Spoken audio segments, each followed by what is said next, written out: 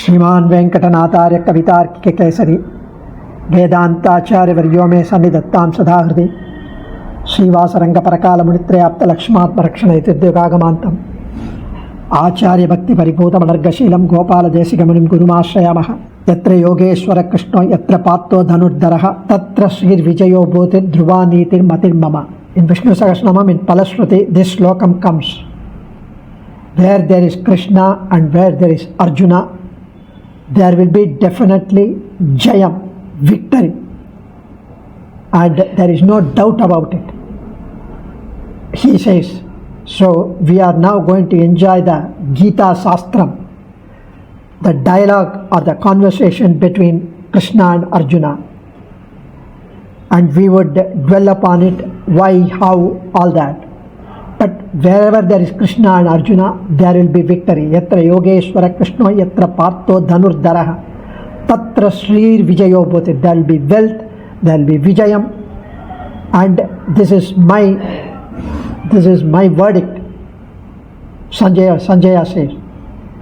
So, in fact, Adi Shankara in his Bhaja Govindam, he mentions Gyeyam Gita Nama Sahasram.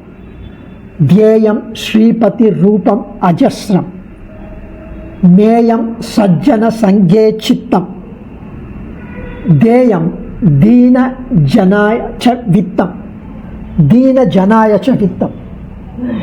So beautifully sung by M.S. Subbalakshmi in Bhajagovindam. Gyeyam Gita Nama Sahasram. So we had the Vishnu Sahasranama, which is Nama Sahasram. Meditate on the Lord's Vishnu Sahasranamam and Gyeyam Gita, regularly recite Bhagavad Gita from Gita, at least get to know the artham of Bhagavad Gita. And Gyeyam Sripati Rupam Ajasram. Gyeyam means have a contemplate or do dhyanam, meditate on Vishnu, Sripati, Sriyapati, Sriman Narayanan, Mahavishnu, in your heart. And Rupam Ajasram, his Rupam, his Divyamangala Vigraham, he is majestic, divine, handsome, splendor, and the very look at his divine face would absolve you of all papams. In fact, Nammalvar says, Varunal Kana Varaya, please come in front of me at least once, one day, and tell me that you are a Mahapapi. Just come in front of me and tell me that you are Mahapapi. Because Nammalvar very well knows that the very fact, the very moment he comes in front of him, the Lord Krishna, all his papams will be burnt, crushed, destroyed. So, he cannot afford to say you are Mahapapi because already papams are gone. And just come once. I am not asking for more. So that contemplation of his divine Rupam, because it is easy for us to enjoy the divine form. Anything beauty we would like to enjoy. Beauty lies in the eyes of the beholder.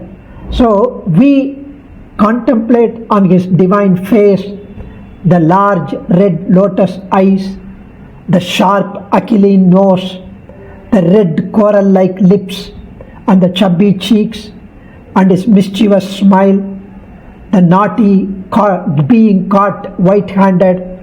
So each leela of his is enjoyable. And when you enjoy inadvertently or automatically as a byproduct, your papams get destroyed. So the intent is not to get rid of the papam, is to enjoy him. And that's what he loves. So, Gyeyam Sripati Rupam Ajasram. Neyam Sajjana Sangye Chittam.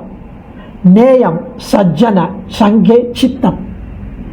So, take delight to be with the association of Bhagavatottamas. Be associated with the noble Bhaktas. And Gyeyam Dina Janaya Cha Vittam.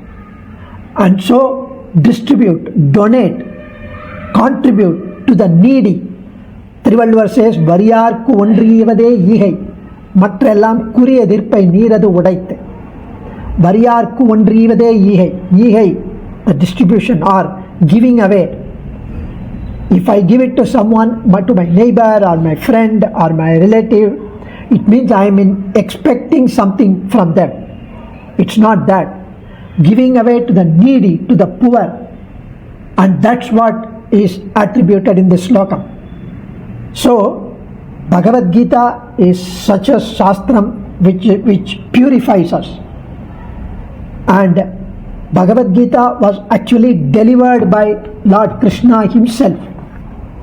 He took that as a pretext. We are going to enjoy the Gita Dhyana Slokam, out of which there is one slokam which says that the Lord Krishna delivered the cowherd son Krishna. He is a cowherd boy. So he is a milkman. So he milks the cow. And what are the cows? The Upanishads are the cows. The milkman is Krishna. And who is the calf? Arjuna is the calf. And the nectarine milk is the Bhagavad Gita. The pure-minded ones, like those who recite Bhagavad Gita, those who contemplate on the Artha Anusandhanam of Bhagavad Gita, are the consumers, the drinkers of that milk. So, Sarvopanishado Gavo, Dogda Gopala Nandanaha, Partho Vatsa Sudhir Bhokta, Dugdam Gita Amritam Mahat. That's the Gita Dhyana Slokam. So, it is our Parama Bhagyam and opportunity for us to enjoy this Bhagavad Gita. Before that, why do we need these things? See, the world we live in is all the Leela Vibhuti, is the Prapancham as created by the Lord. And in fact, if we get to investigate as to why we are living, is there anything beyond than what we run around, what meets the eye? What are the objectives of life? Where do we go from here? What is the purpose of life? Are there any goals to be achieved? When we were studying in primary standard, they say you have to get a great mark in PSLE, then only you will get good secondary school. Then you have to get wonderful grades in O level, then only you will get excellent. Next step. Then you have to do very well in that, then only you get good university. So I was thinking that once you get into good university, you will do very well in job, in life. But once you get into university, you have to come out successfully from the university. Once you get out of it, you have to get a job. And then you have to establish the goodwill, earn the goodwill. Slowly, we are still struggling. And at the age of 65 now, is there any end? No, it's still continuing. Have we ever stopped even for a moment this directionless, mad rush from nowhere to nowhere to reflect on who we are, why we are here in this world, why are we created, what we are supposed to be doing with our life?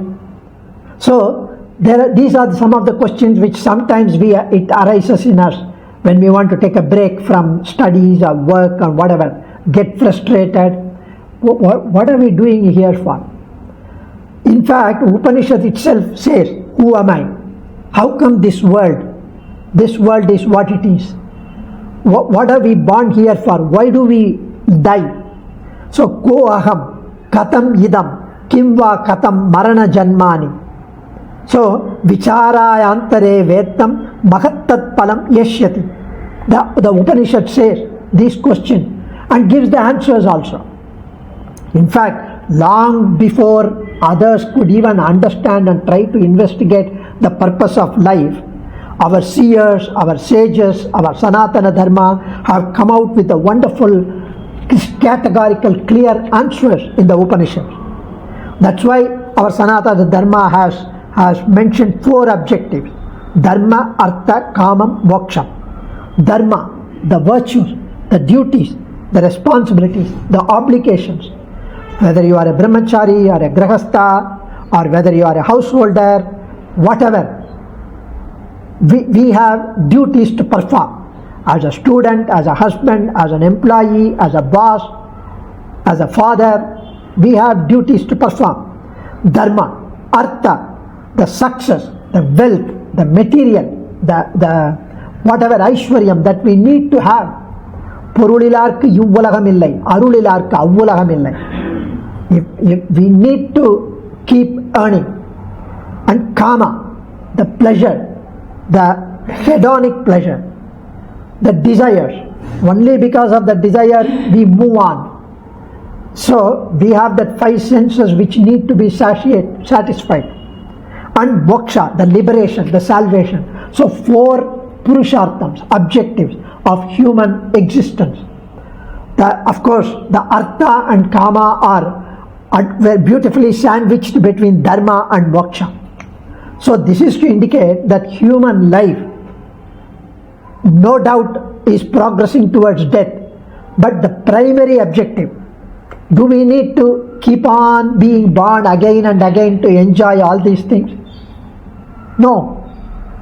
Punarapi jananam, punarapi maranam, Bhajagovindam says. Again and again being born and dying. Not necessarily we will be born again in a royal comfort, creature comfort house where 3-course meals are served or cheeseburger is readily available.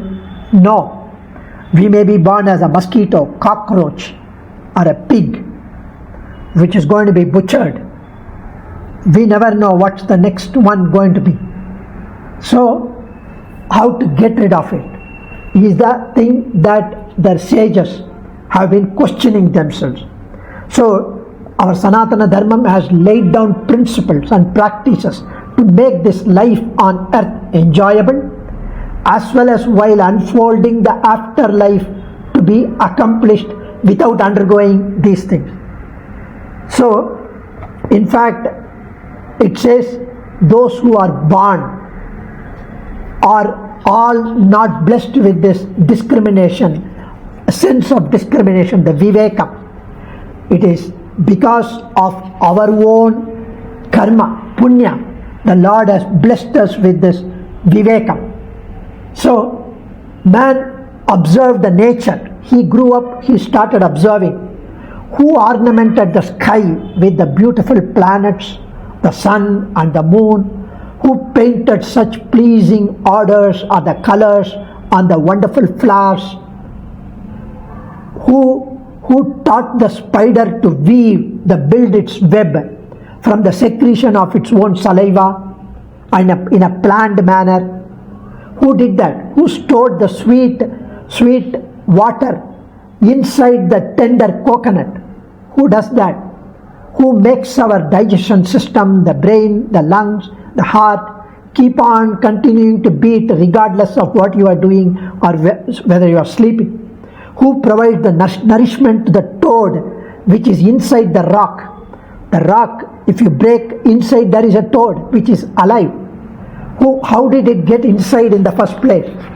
So there are very many questions which would amount to something. So there is someone who gives us the objects of pleasure, objects for us to consume. And we are the one who consume and enjoy. But there is someone who organizes this and gives us the bhogya porul as well as us to enjoy that. And we see that our own parents become grandparents and then they one day pass away. And we slowly tend to become, the child becomes the teen becomes middle-aged, then old age, grey hair, pass away. We see people coming and going. So, vandavarellam tangi vittal, இந்த மண்ணில் நமக்கு இடமேது. We tend to see everybody going, so we get to know the dimension called time, and we get to know the dimension called space, because we travel long distance, 16 hours, 18 hours flight. We see that the other side of the globe, all these things, and there are very many people, and they say the earth is not the only one where there could be life. The Milky Way is not the only galaxy. There are very many andams, they find out, the science find out. But our Sanatana Dharmam says, Akilanda Koti Brahmanda Nayakan. The Brahma who creates these worlds, the Shastra says there are very many Brahmas like that. So there is space, there is time, there is universe, Prapancham, and what is the thread that connects all this? The soul, the Jivatma, the being, the sentient, the Arivulladhu. It is a consciousness. It's the very spark of life. That's the soul. From the baby, from the fetus, right up to the time it passes away, the same soul. The body changes, mind changes, intellect changes, everything changes, taste changes, the toys that he plays changes. Now he works with the iPad toy, then finally some other toy. So the toys change, the taste change, and he passes away. The soul passes away. When it passes away, it becomes a cadaver, it becomes a corpse. The person becomes it. So what is the purpose? That's what we get to hear, we get to investigate. In fact, everybody asks, Krishna is an ideal teacher. He is not tired of answering Arjuna their questions. And Arjuna asked several questions. He was confused, like each one of us would be at the crossroads in every part of our life. So when the person was alive, when the soul was inside the body, it worked, it moved around, it danced around, it consumed food, it was involved in so many other activities. And on dying, the body stops working, dancing, moving, everything is done. Nervous system, blood circulation, everything comes to a dead stop. So why, when together there were so many activities, all the activities come to a sudden halt upon their separation. Why? So here, to arrive at the correct answers, we need appropriate knowledge. And what are the knowledge? There could be, the Sanatana Dharmam says, 3 types of sources of knowledge. One is the perception, that we see, hear, listen, read. Perception, somebody tells us. That is pratyaksham, direct experience. Or anumana, inference. So that is the second source, inference. If there is some smoke from a distance, it means there is a fire. If there is some water there should be some habitation. Some people must be there. So all the Mars, there could be some potential water, they may say. So all these things are inference. But there is another source of knowledge called Shabdam in Sanatana Dharma. It's words. And what cannot be understood by direct experience, with our finite tools called senses, or with our intellect, or even inference, because it could be mirage. It may look like a water, but it is a mirage. Carnal near, because of the heat. We may think that is a snake, it could be a rope. So the inference could be wrong. If somebody tells us, that person also tells from his own limitations.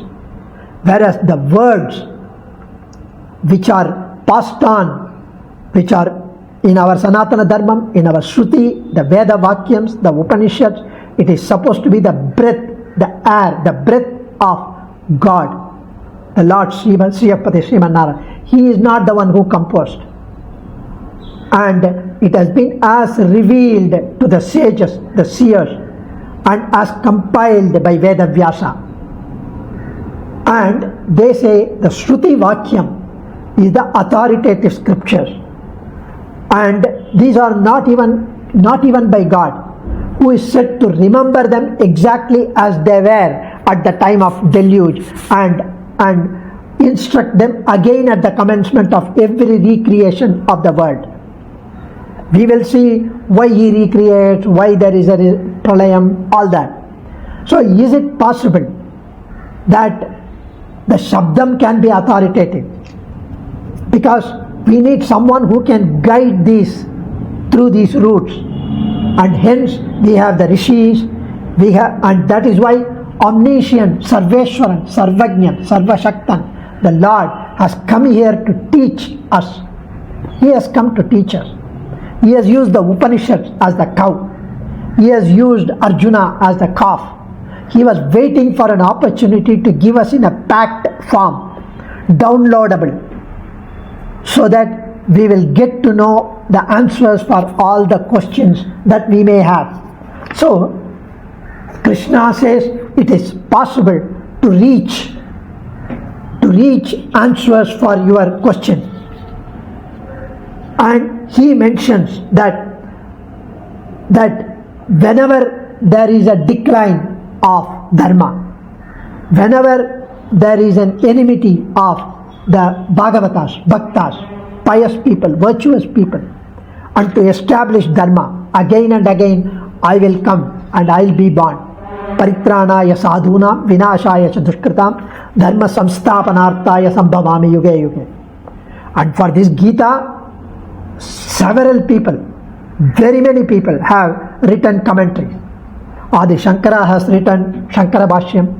Bhagavat Ramanuja has written Gita Bhashyam, which is based on Kitartha Sangraham written by Swami Yamunacharya, Ramanuja's Acharya's Acharya.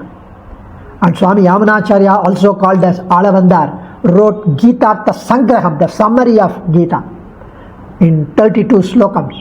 The first slokam, we will enjoy that in the next few sessions. The first slokam is a summary of the entire 18 chapters of Gita. And the next slokam is the summary of first 6 chapters of Gita.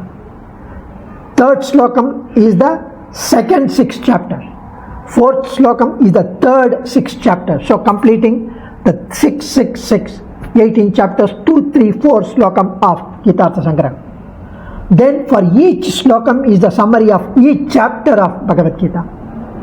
It's a great genius of Alavandar, Yamunacharya, to write in just a 2-line slokam the entire gist of Bhagavad Gita. In fact, Bhagavad Ramanuja has taken the cue what is in Alavandar's mind to write his entire Gita Bhashyam. And we have Anandagiri, who wrote also the Gita Bhashyam.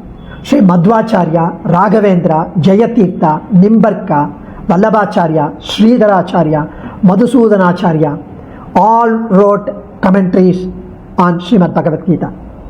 Tukaram, Marathi devotee, Jnaneshwar, they wrote. Even scholars like Lokamanya Balagangadhara Tilak, Aurobindo Ghosh, Annie Besant, Vivekananda, Madan Mohan Malviya, Mahatma Gandhi, Radhakrishnan, Dr. Sarvapalli Radhakrishnan, our own Chakravarti Rajagopalachari, Rajaji. He wrote as Kai Velakku and Kannan Kattiya Vazhi. Professor M. Rangacharya, even Franklin Edgerton, very many Westerners have written commentaries on Bhagavad Gita. In fact, Bhagavad Gita has been translated in very many languages. And it seems Sampath Kumaran, the one who wrote Bhagavad Gita in the commentary, he wrote Warren Hastings, who predicted when founding the British Empire in India. Warren Hastings predicted that the Gita would outlast the British Empire in India. He predicted that Gita would never ever go away from India. The British Empire would go one day. So, Barbara Stoller Miller, the Westerner, she wrote the dramatic moral crisis that is central to Bhagavad Gita in Arjuna's mind, has inspired centuries of philosophers like Christopher Isherwood, Charles Wilkins, Sir William Jones, Eknath Easwaran, Jack Hawley.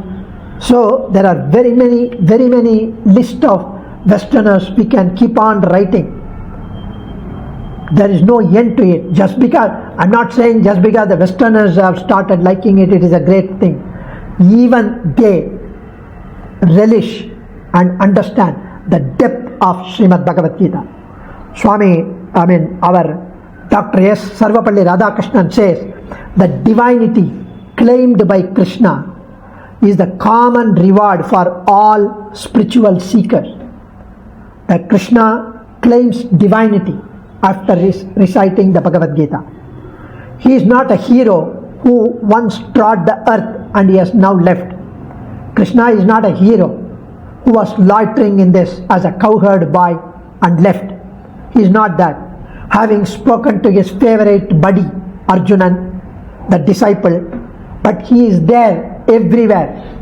Each one of us as an indweller, as an Antaratma, Radhakrishna says, he is ready to speak to us any moment when we are at crossroads, if only we contemplate on him.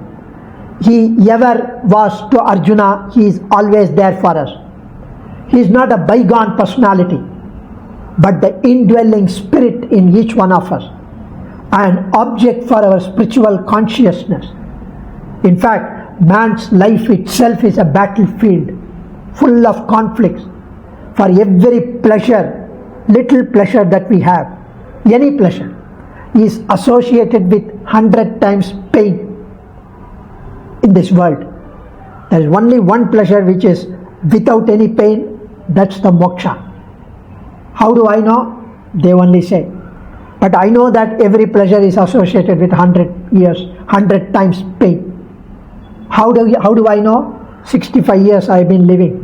Enough said. Arjuna faced his dilemma in this Kurukshetra battlefield. Within him, the evil forces, the vast Kaurava army, as well as the numerical minuscule forces within every one of us, there are a lot of hundreds of wrong feelings, ill feelings, harmful intentions are all working against us. And there is also some virtue in us sometimes. So the Pandavas, the virtues and the bad elements always collide with each other in our mind. So life itself is an endless struggle. Nothing is free. So one has to achieve whatever one desires only by struggling to get it. Here Krishna explains as to how he can do what he should do, what not he should. Thereby slowly he would become more matured and uplift himself toward the karma jnana bhakti yoga. I'm not going to talk philosophical while we are having this session. This is as we can apply, implicate.